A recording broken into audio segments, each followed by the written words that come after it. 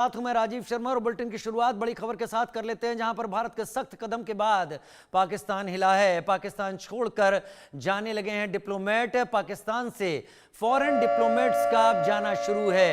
इन diplomats ने अपने family को अपने अपने देश भेज दिया है।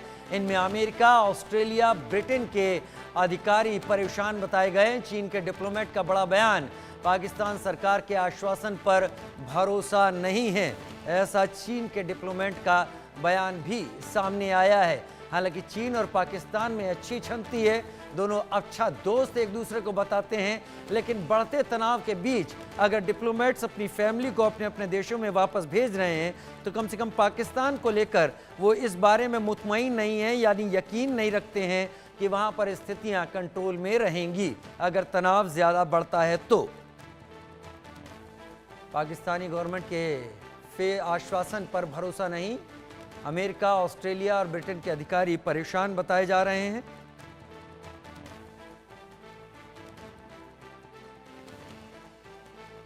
चीन के डिप्लोमेट के बयान की भी बात सामने आ रही है, जिन्होंने ये कहा है कि हम अभी भरोसा नहीं कर सकते, हालात जिस तरीके से आगे बढ़ रहे हैं उसको देखते हुए अभी फिलहाल इस पर भरोसा करना यकीन के तौर पर नहीं कहा जा सकता।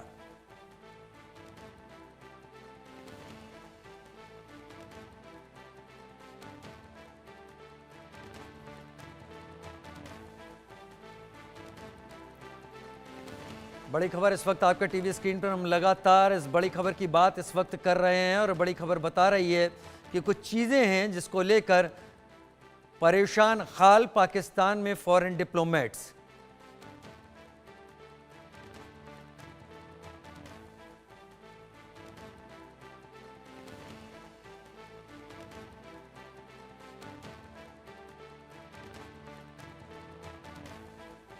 चीन के डिप्लोमेट का बड़ा बयान। हालांकि जहां तक अमेरिका की बात है तो अमेरिका किसी भी ऐसे टेंशन में, इस ऐसे तनाव में कभी भी दूसरे देश की बात में पहले अपनी सोचता है कि उसका क्या नफ़ा नुकसान है, लेकिन ऐसे डिप्लोमेट्स जो कि अमेरिका से हैं, ऑस्ट्रेलिया से हैं, ब्रिटेन से हैं, वो ज़्यादा बेहतर समझ रहे हैं कि उनकी फैमिली बाहर चली जाए।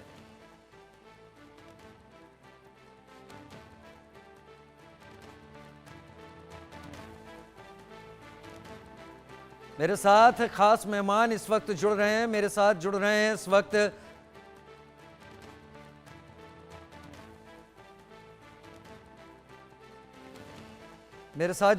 वक्त मेजर जनरल रिटायर्ड ध्रुव कटोच सर मेरे साथ जुड़ रहे हैं, डायरेक्टर हैं India foundation, senior defence expert के तौर पर। बहुत स्वागत है आपका।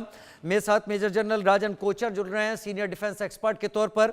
मेरे साथ दो खास मेहमान पाकिस्तान से भी जुड़ेंगे, उनका भी अभी तारुफ करा देता हूं। मेजर रजा डिफेंस एक्सपर्ट के तौर पर जुड़ेंगे और पीजे मीर जर्नलिस्ट के तौर पर मेरे साथ जुड़ेंगे।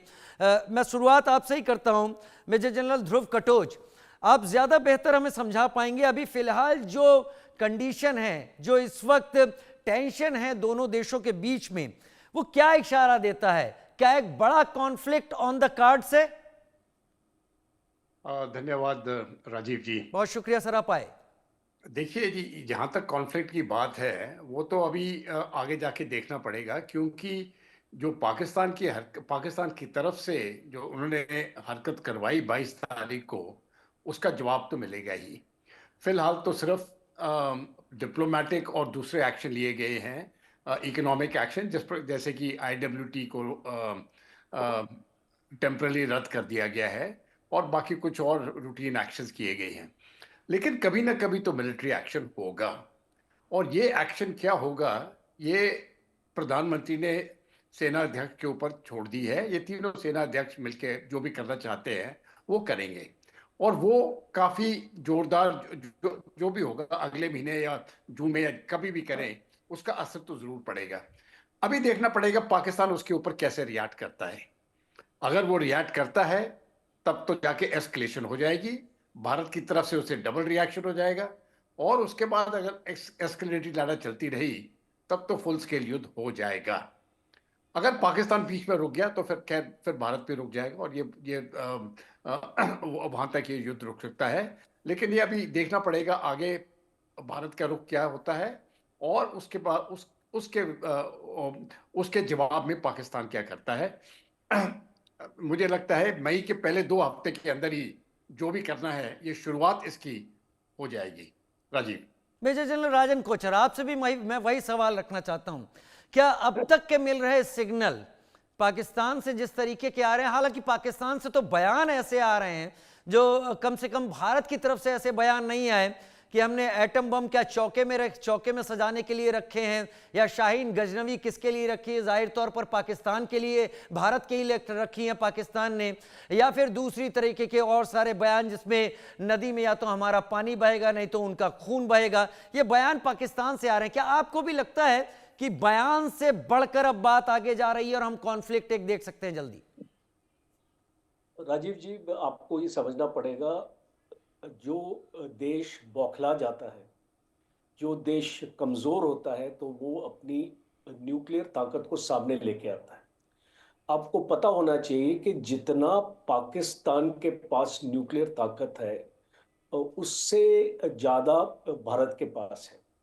और पाकिस्तान का जो एरिया है ना, अगर आप उसको देखें, उसको एक्सटेंट देखें, अगर वो भारत के ऊपर अगर एक न्यूक्लियर बॉम्ब छोड़ेंगे तो उसका नतीजा होगा कि पाकिस्तान रहेगा ही नहीं, खत्म हो जाएगा। तो ये जो न्यूक्लियर ब्लफ वगैरह हम देखते हैं ना, ये हमेशा पाकिस्तान की आदत है। हमेशा ये भारत को रोकने के लिए करते हैं कि भारत युद्ध ना छेड़ दे। तो अब आप इसको देखिए कि ये जो स्टेटमेंट्स आ रही है रेलवे मिनिस्टर, अब रेलवे मिनिस्टर को क्या न्यूक्लियर के बारे में पता है? वो तो मीटिंग्स में भी नहीं जाता है। वो जो नेशनल सिक्योरिटी काउंसिल की ये मीटिंग है पाकिस्तान की, उसका वो हिस्सा भी नहीं है। जी। और वो एक स्टेटमेंट देता है न्यूक्लियर के बारे में। तो मुझे तो हंसी आती है जब मैं एक रेलवे मिनिस्टर को देखता हूँ इस टाइप की स्टेटमेंट देखते हुए। आज उसका आर्मी चीफ तो कुछ बोल नहीं रहा। यू नो, वो तो मौन मौन व्रत में चला गया है ना। एक बार उसने बड़ी बड़ी गीदड़ धमकियां इसको देने के बाद उसने देख लिया कि भारत से क्या रिएक्शन आया है। वो तो कहीं अबोटाबाद में कहीं पे जाके छुप गया है, पता नहीं कहाँ पे। तो what is important here is, हम आगे क्या देख रहे हैं अभी। हमको आगे क्या, हमको सिनेरियो देखिए। आज आपने मीटिंग अपना देख ली है, अब पाकिस्तान में भी पता चल गया होगा कि ऐसी मीटिंग हुई है और इस टाइप का फैसला हुआ है। अब भारत के ऊपर है place and time of choosing.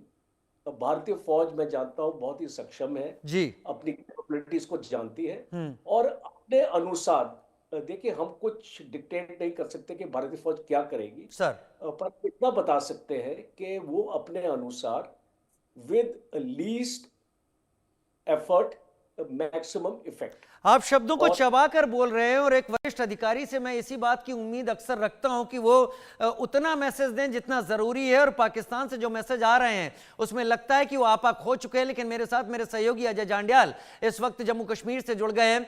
Ajay, इस वक्त जब आप जुड़े हैं आपके पीछे अंधेरा है, लेकिन क्या एलओसी पर उतनी ही एक्टिविटी होगी इस वक्त? क्या वही सब कुछ हो रहा होगा पूरे जम्मू कश्मीर में? सर्च ऑपरेशन क्या चल रहा है सूरत वहां पर? देखिए राजीव, बिल्कुल जम्मू कश्मीर में लगभग 35 ऐसे ठिकाने हैं जहां पर इस वक्त सर्च ऑपरेशन चल रहा है। पहलगाम में हमले में जो शामिल आतंकी थे उनको धरपकड़, उनकी मार गिराने के लिए लगातार कवायद जो है वो जारी है।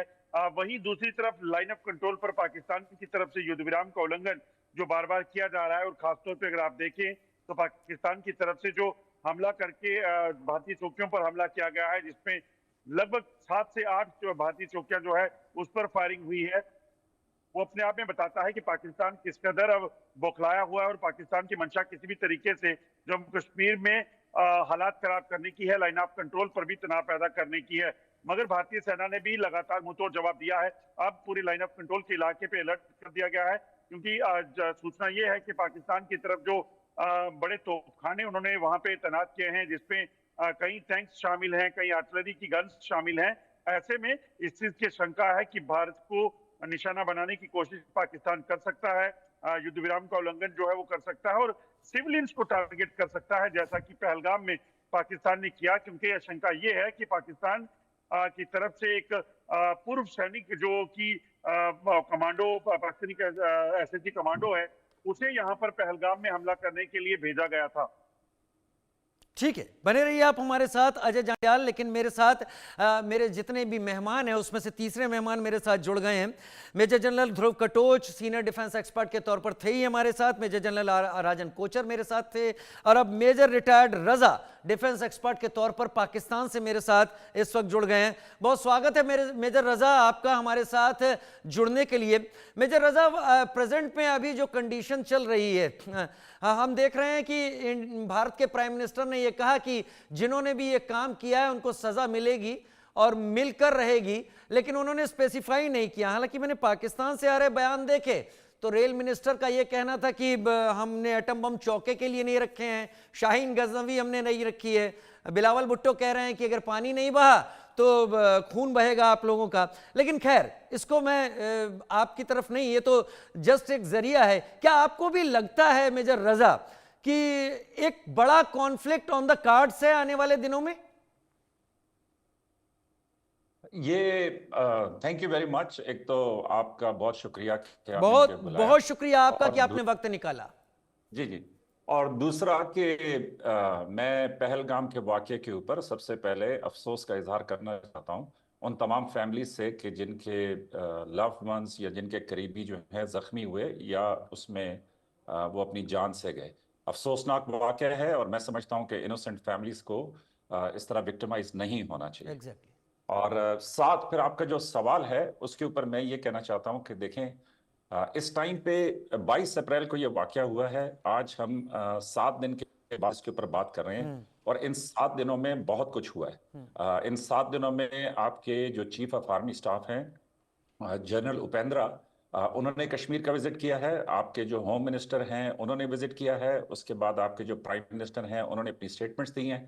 इसके अलावा पाकिस्तान और इंडिया ने एक दूसरे के खिलाफ बहुत सारे इकदाम उठाए हैं और उसी के बीच में आप ये जो बातचीत बता रहे हैं कि जो पाकिस्तान के रेलवे मिनिस्टर और साथ पाकिस्तान के जो बिलावल भुट्टो है उनकी जो स्टेटमेंट है, तो आपका सवाल ये था कि क्या दोनों के दरमियान जंग का खतरा है? एग्जैक्टली, यही तो मेरी जाती राय में इस टाइम तक बहुत ज्यादा टेंशन है और किसी वक्त कुछ भी हो सकता है और दोनों तरफ जो है बहुत ज्यादा हाई अलर्ट है फोर्सेस के दरमियान। अब इसके ऊपर मीटिंग्स पाकिस्तान में हाईएस्ट लेवल पे हुई हैं और इसी तरह मीटिंग्स इंडिया में हाईएस्ट लेवल के ऊपर हुई हैं और मेरा ख्याल में कि जो फोर्सेस की हाई अलर्टनेस है वो अभी तक कायम दायम है। इसके अलावा वर्ल्ड लेवल के ऊपर अक़वाम मुत्तहिदा में जो सारी बातचीत हुई है उससे आप मुझसे बेहतर वाकिफ हैं, लेकिन मैं ज़ाती तौर पे ये समझता हूँ कि दोनों मुल्क जो न्यूक्लियर सलाहियत रखते हैं वो सबसे ज़्यादा दुनिया के लिए तशवीश की बात है। अब ऐसे में आगे किस तरफ जाना चाहिए, क्या करना चाहिए, वो एक बहस है कि जो आप मैं हम सब कर रहे हैं और मेरे ख्याल में जो कॉन्फ्लिक्ट है वो दोनों मुल्कों के बीच में बेहतर नहीं है। मैं ज़ाती तौर पे ये समझता हूँ कि बहुत सारी बातें हैं जो इंडिया और पाकिस्तान के बीच में हैं और उन बातों में जो पाकिस्तान की तरफ तशवीश है मैं आपको वो बता सकता हूँ। जो यहाँ पे मैंने इसीलिए आपको बुलाया है कि पाकिस्तान का नैरेटिव पाकिस्तान में जो चल रहा है एकदम फ्री होके बेतकल्लुफ आप सामने रखें, क्योंकि यहां पर तो ये चल रहा है कि सबक सिखाना है जिन्होंने भी ये काम किया है और उनके पीछे जो लोग हैं उन्हें सबक सिखाना है। लेकिन पाकिस्तान क्या सोच रहा है, क्योंकि एज ए डिफेंस एक्सपर्ट मैं आपका जवाब अब तक जो सुन पाया हूं इतना सलीकेदार जवाब अब तक मुझे पाकिस्तान के किसी पैनलिस्ट से मिला नहीं है, एंड दैट्स बिकॉज आप डिफेंस एक्सपर्ट हैं, फॉर्मर आप यूनिफॉर्म मैन इन यूनिफॉर्म है। तो मुझे बताइए चल क्या रहा है वहां पाकिस्तान में? देखें, जहां तक आम आदमी की सोच है, जाहिर है मैं भी पब्लिक में जाता हूं, लोगों से मिलता हूं, बातचीत करता हूं, आम आदमी तो ये समझता है कि ऐसी कोई बात नहीं होगी, कोई जंग नहीं होगी, दोनों मुल्क समझदार हैं, दोनों मुल्क न्यूक्लियर हैं और एक आम आदमी के दिल में ये बात नहीं आती कि जंग हो। ये उसकी एक आम सोच भी हो सकती है कि वो जंग का हामी नहीं है, लेकिन मैं आपको बता रहा हूं कि आम आदमी ये समझता है। लेकिन दूसरी तरफ जो बाखबर लोग हैं कि जो न्यूज़ के ऊपर नज़र रखते हैं, जो सिक्योरिटी एनालिसिस करते हैं, वहाँ पे मैं अपनी ज़ाती तौर पे बहुत ज़्यादा तशवीश रखता हूँ। वो इसलिए कि जो डायरेक्ट कम्युनिकेशन के चैनल्स थे वो पाकिस्तान और इंडिया ने बंद कर दिए। अच्छी बात यह है कि अभी भी एम्बेसी का स्टाफ पाकिस्तान में भी मौजूद है, इंडिया की एम्बेसी का स्टाफ, और अभी तक पाकिस्तान की एम्बेसी का स्टाफ भी इंडिया में मौजूद है। तो कम्युनिकेशन चैनल्स मौजूद हैं, लेकिन बहुत सारी बातें ऐसी हुई हैं कि जिसकी वजह से एकदम से सारी सिचुएशन बढ़ी है। लेकिन जो तशवीश है पाकिस्तान में, जो नैरेटिव जिसकी आप बात कर रहे हैं, वो ये है कि देखें, पहलगाम का आपका वाकया हुआ 22 अप्रैल को दिन 2 बजे के करीब, और 20 मिनट्स या 30 मिनट्स में वहां पे जो भी मिलिटेंट्स थे या जिन लोगों ने वहां पे फायरिंग की वो वहां से चले गए। तो उसके बाद यकायक ये जो चले मीडिया की तो समझ आती है कि उन्होंने कहा कि जी ये पाकिस्तान हो सकता है, वो एक पास्ट हिस्ट्री है, बैगेज है हम दोनों मुल्कों के बीच में। लेकिन जो आपकी गवर्नमेंट से रिस्पांस आया वो बड़ी तेजी के साथ डेवलप हुआ, और उसमें फिर इंडस वाटर ट्रीटी जैसा बड़ा मुआहदा कि जिसने 2 वॉर सरवाइव किए उसको सस्पेंड करना, उसके बाद जो स्टाफ, तो वो तशवीश थी कि इतनी जल्दी पाकिस्तान इतनी जल्दी ये चीजें कैसे हुई, इतनी जल्दी ये कैसे चीजें हुई। आपका मैसेज बहुत क्लियर हमारी जितनी भी यहां पर ऑडियंस देख रही है उस तक पहुंचा है। लेकिन हम एक स्टोरी की तरफ बढ़ते हैं जो भारत में चल रहा है। मैंने पाकिस्तान का नैरेटिव पूछा, पाकिस्तान में मेजर रजा ने बताया कि वहां लोग ये कह रहे हैं कि इतनी जल्दी कैसे भारत ने हम पर इल्जाम लगा दिया, अभी तो वक्त ही नहीं हुआ, अभी तो इन्वेस्टिगेट ही नहीं किया उन्होंने कुछ। वैसे ही भारत में कहा जा रहा है पाकिस्तान जो कि आतंकिस्तान है अब शमशान बनने वाला है। पीएम मोदी ने पहलगाम आतंकी हमले के बाद कई कड़े फैसले ले लिए, इससे पाकिस्तान में खौफ हो गया, जैसे इंडस वाटर ट्रीटी की बात कर रहे थे मेजर रजा। अब वक्त आ गया है कि भारत अटैक करे। यह आक्रमण कभी भी हो सकता है, कब कहां कैसे होगा यह सेना ही जानती है भारत की।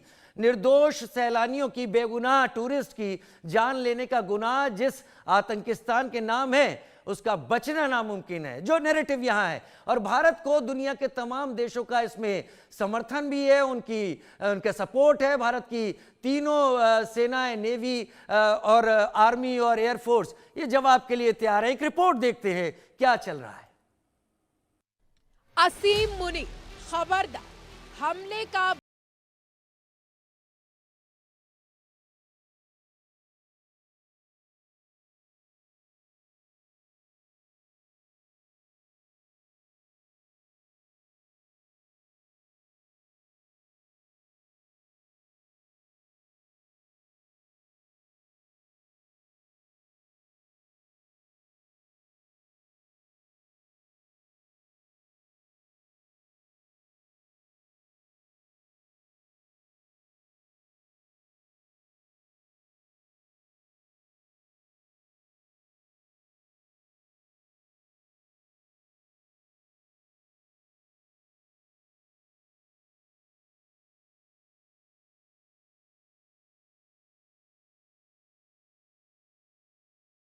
किया है उन आतंकियों को और इस हमले की साजिश रचने वालों को उनकी कल्पना से भी बड़ी सजा मिलेगी। सजा मिलकर के रहेगी। आतंकी हमले के बाद अमेरिका सहित पूरी दुनिया ने हिंदुस्तान को साथ देने का वादा किया है। पीएम मोदी ने खास तौर पर अंग्रेजी में आतंकिस्तान को अपना संदेश साफ साफ दे दिया था। अब दुनिया के किसी भी कोने में आतंकी छिप जाए, हिंदुस्तान उन्हें खोजकर चुन चुन कर मारेगा। I say to the whole world, India will identify, track and punish every terrorist and their backers.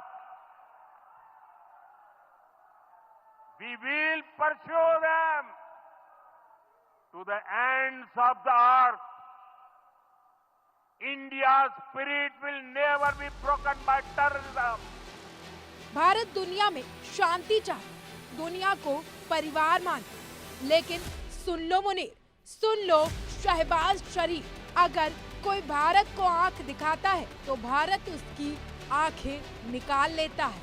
अब जब पहलगाम में तुमने छेड़ दिया है तो तुम्हें हम छोड़ने वालों में से नहीं है। प्रधानमंत्री मोदी जी के नेतृत्व अहिंसा हिंदुस्तान का परम धर्म है, लेकिन अत्याचारी और आतंकियों को मारना भी अहिंसा है। इसीलिए भारत की तरफ से प्रहार होगा और वो भी जबरदस्त। अहिंसा हमारा धर्म है। आतताइयों से मारना खाना, गुंडागर्दी वालों को सबक सिखाना, ये भी हमारा धर्म है।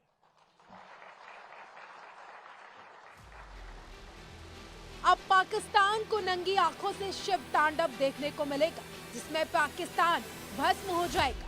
पाकिस्तान को मालूम है कि ईंट का जवाब पत्थर से देने की आदत हमारी पुरानी है। में से ईंट का जवाब तो पत्थर से देना चाहिए।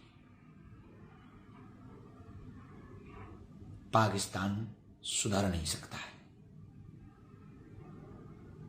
ये तो तय है। दुनिया भर में आतंक एक कैंसर के रूप में है और दुनिया जानती है कि इस कैंसर को पाकिस्तान पालता पोसता है। इसीलिए कैंसर को काट कर फेंक देना बेहद जरूरी भी है। आताताई आतंकी दुष्टों को विनाश करो जो अधर्म में चल रहे हैं। इन अधर्मियों का विनाश करो। असहाय जन हैं उनकी सहायता करो। कौन सा ऐसा धर्म है जो दूसरे का अहित करके पुष्ट होता हो? वो धर्म नहीं, वो अधर्म है। इसलिए अभी पता चल जाए यहाँ कैंसर है, आपको कटवाने से कैंसर से आप बच जाएंगे, नहीं तो पूरा फैल जाएगा। तो राजी होकर पैसा दे के कटवा देंगे, आप इसे काट दीजिए।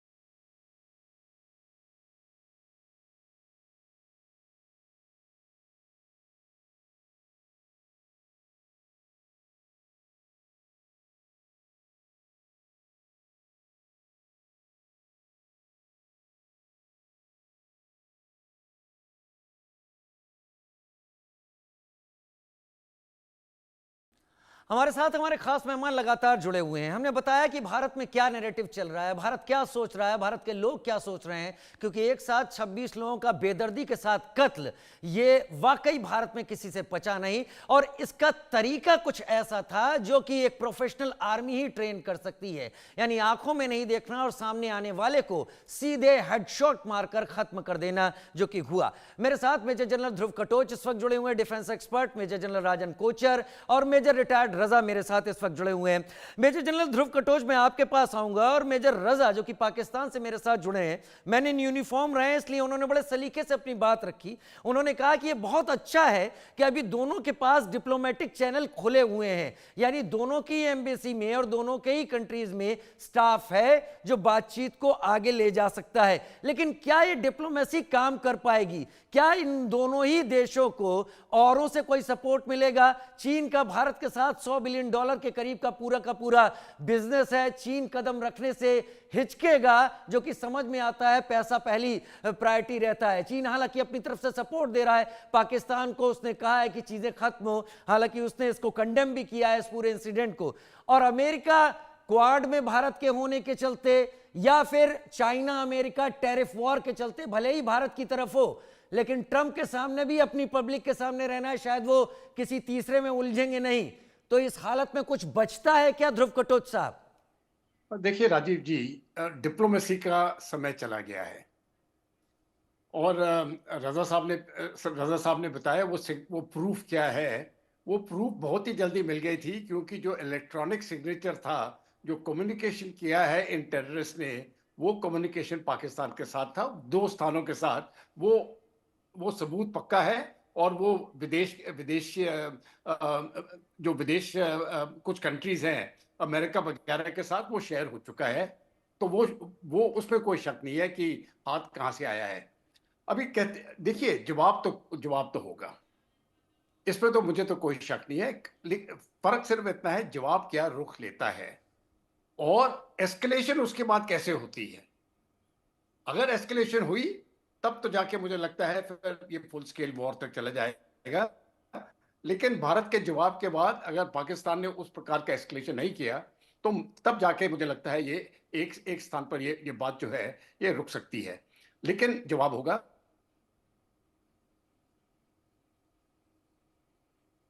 ध्रुव कटोच सर, तकनीकी कारणों से शायद थोड़ा टेक्निकल प्रॉब्लम है, उनका चेहरा फ्रीज हो गया है।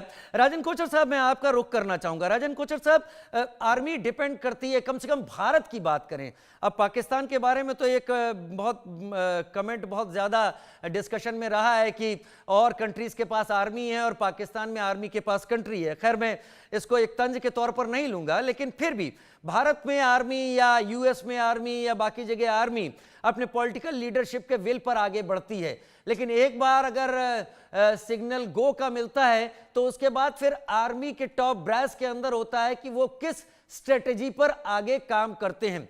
स्ट्रेटेजिकली आप क्योंकि अब रिटायर्ड हैं, क्या पाकिस्तान के साथ इस कॉन्फ्लिक्ट में, जो मैं अभी मानकर चल रहा हूं टेंशन को देखते हुए कि शायद ऑन द कार्ड्स है, क्या भारतीय आर्मी पहले पूरा नफा नुकसान तोलेगी, फिर उसके बाद आगे बढ़ने की सोचेगी, या फिर और कोई तरीका? देखिए राजीव जी, कोई भी फौज कोई भी अपना जो एक्शन अपना करती है उसको वॉर गेम करती है। वो देखती है कि अगर हम ये एक्शन लेंगे तो दुश्मन का क्या रिएक्शन हो सकता है और हम उसका क्या तैयार हैं उस जवाब के लिए और हम उसको किस तरीके से जवाब दें। तो ये एक फौज का तरीका है काम करने का, एक स्ट्रक्चर है फौज में, और हम कोई भी चीज़ जल्दबाजी में नहीं करते। इसलिए आपने देखा 7 दिन लग गए हैं। अब आज जो प्राइम मिनिस्टर को बता दिया गया है कि भाई फौज की जो तैयारी क्या है और किस तरीके से हम आगे बढ़ सकते हैं, और उसी हिसाब से प्राइम मिनिस्टर ने फौज को एक ग्रीन सिग्नल दे दिया है कि आप जो करना चाहते हैं आप करो। और प्राइम मिनिस्टर ने अपना पॉलिटिकल एम, बहुत इंपॉर्टेंट है एक पॉलिटिकल लीडरशिप के लिए अपनी फौज को अपना पॉलिटिकल एम बताना, उसके बाद जो भी मिलिट्री एम होता है वो अपना फौज उसके बाद तय करती है कि हमारी पॉलिटिकल लीडरशिप ने हमको बोला है कि एक्स काम करो और हम इस तरीके से वो एक्स काम को अंजाम देंगे। तो जैसे जनरल कटोच साहब ने भी बताया कि बातचीत का वक्त नहीं रहा है, अभी एक एक्शन का वक्त है, और अगर इसको एस्केलेशन लैडर में हम आगे लेके जाएंगे तो मुझे कोई शक नहीं। देखिए, दोनों फौजें मोबिलाइज हो चुकी हैं। पाकिस्तान की जो रिजर्व डिविजन्स हैं 1 कोर 10 कोर जो भी है उनका, वो भी मोबिलाइज हो चुकी हैं अपने बॉर्डर्स पे आगे। हमारी ये फौजों भी अब तक मोबिलाइज हो चुकी। जब फौजें आमने सामने होती हैं तो आपको एक फ्लैश पॉइंट की जरूरत होती है। एक फ्लैश पॉइंट आता है और फिर उसको लड़ाई छिड़ जाती है, उसमें आप उसको कंट्रोल नहीं कर सकते, उस चीज को, उस लम्हे को कंट्रोल नहीं कर सकते। वो एक फौजी लम्हा होता है, जब एक फ्लैश पॉइंट आ गया तो आपको फिर वो एक वॉर सिचुएशन में कन्वर्ट हो जाता है। तो ये एक डर रहता है हमेशा। तभी हम बफर जोन्स की बात करते हैं, डिस्टेंस की बात करते हैं। चाइना के साथ भी आपने देखा कि बफर जोन बने थे। किस लिए बने थे? वो इसलिए बने थे कि एक सिचुएशन को कंट्रोल हम इसको रख सकेंगे। तो अभी जो मेजर राजा साहब ने भी बताया कि एक माहौल ऑलरेडी हो चुका है कि पाकिस्तान, देखिए जो पाकिस्तान ने किया पाकिस्तान जानता है, जो पाकिस्तान के चीफ्स ने जहर उगला है। अब आप देखिए, एक पाकिस्तान के आर्मी चीफ जिस तरीके से जहर उगल रहा है, वो उसको बोल रहा है ये हमारी जगलर वेन है, हम हिंदू और मुस्लिम्स हम अलग हैं, हमारी एम्बिशन अलग है, हमारी सोच अलग है। अरे भाई, मैं पाकिस्तान चीफ को बताना चाहता हूं, भारत में भी 200 करोड़ मुस्लिम्स हैं। आपके पाकिस्तान में 230 ही करोड़ है, हमारे पास भी 200 करोड़ है, 23 करोड़ के करीब मुस्लिम हैं। हाँ, तो अब इसको किसकी बात कर रहे हो आप? अब एक और इंपॉर्टेंट पॉइंट है, आपके पास अफगानिस्तान के मुस्लिम भी थे, आपने 1 लाख अफगानिस्तान के मुस्लिम को वापस क्यों भेजा? जब आप बोलते हैं मुस्लिम एक है, उनकी सोच एक है, तो आपने उन लोगों को वापस क्यों भेजा? ये बिल्कुल एक तरीका है एक इसको इंसाइट करने के लिए। और इसीलिए जब हमको बोला जाता है कि आपने ये जो पहलगाम के इंसिडेंट को क्यों करेक्ट किया, हम क्यों नहीं करेक्ट करेंगे? जब आपका एक चीफ ऐसी सोच रखता है, और जब हम जानते हैं कि आपका ISPR और आपका आईएसआई किस तरीके से काम कर रहा है कश्मीर में, इसको लोगों को इसको रेडिकलाइजेशन की तरफ ले जा रहे हैं। जिस टाइप के यूट्यूब के वीडियोस, आप इसको डिजिटल स्ट्राइक जो हमने किया, आपके 16 इसको चैनल को बंद किया है। क्यों किया हमने? क्योंकि वो जहर उगल रहे थे, हमारे इसको कश्मीरियों को इसको बता रहे थे हिंदू मुस्लिम के बारे में। तो बहुत जरूरी हो जाता है। मैं इसी पॉइंट पर ले लेता हूं, मेजर रजा के पास चलता हूं इसी पॉइंट को लेकर, और फिर वापस लौटूंगा आप लोगों के पास एक दूसरे सवाल के साथ मेजर रजा से ही। पहले मेजर रजा, मैंने पिछले कई दिनों से जब भी एस्केलेशन होता है तो तमाम तरह की बातें होती हैं, हम ये कर देंगे, हम वो कर देंगे, हर तरफ से सोशल मीडिया पर व्यूज गेन करने हैं, लोग पता नहीं क्या क्या बोलते रहते हैं। लेकिन मैंने देखा कि जनरल उपेंद्र द्विवेदी की बात करें, भारत में सीडीएस चौहान की बात करें, जो आर्मी से जुड़े लोग हैं वो इस बात को जानते हैं कि भारत में 23 करोड़ मुस्लिम हैं, भारत में 80-90 करोड़ के बीच में हिंदूज हैं, क्रिश्चियंस भी हैं, पारसी भी हैं, जैन, बुद्ध, सिख सभी हैं, लेकिन उनकी ऐसी जुबान आज तक नहीं आई। लेकिन ओवरसीज को जब एड्रेस कर रहे थे जनरल असीम मुनीर, तो उनको ये बात